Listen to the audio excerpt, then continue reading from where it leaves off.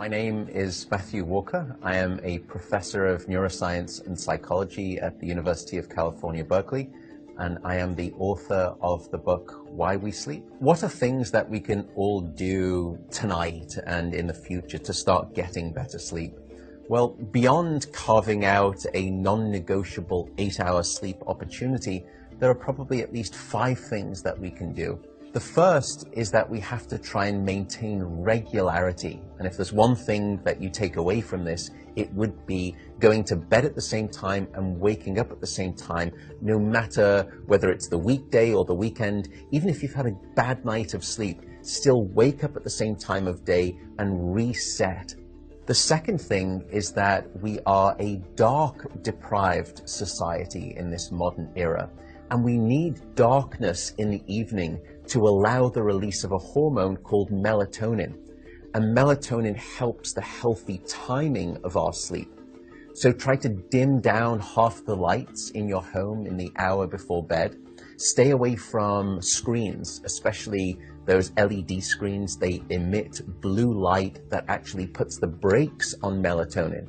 And those blue light emitting devices fool your brain into thinking that it's still daytime, even though it's nighttime and you want to get to sleep.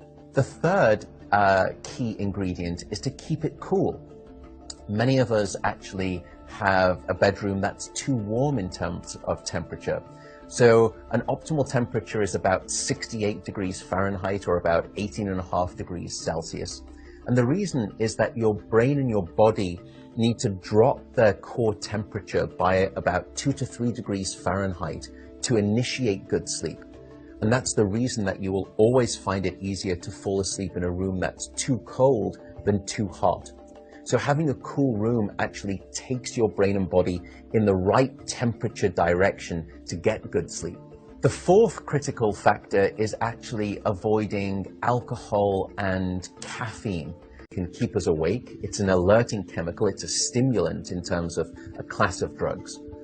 But few people know that even if you can have a cup of coffee after dinner and you fall asleep fine and maybe you stay asleep, the depth of the deep sleep that you have when there is caffeine within your brain isn't as deep as when you have abstained from that cup of coffee after dinner.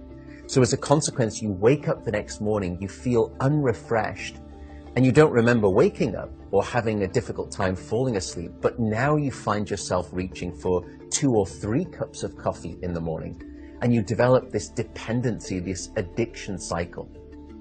The fifth and final tip for better sleep is to not stay in bed awake. So if you haven't fallen asleep within 20 or so minutes, or you've woken up and you're finding it difficult to fall back asleep, don't stay in bed awake. The reason is that your brain very quickly starts to learn the association between your bed being about the place that you're awake rather than your bed being about sleep.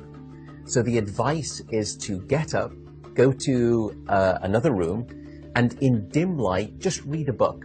No screens, no email checking, no food.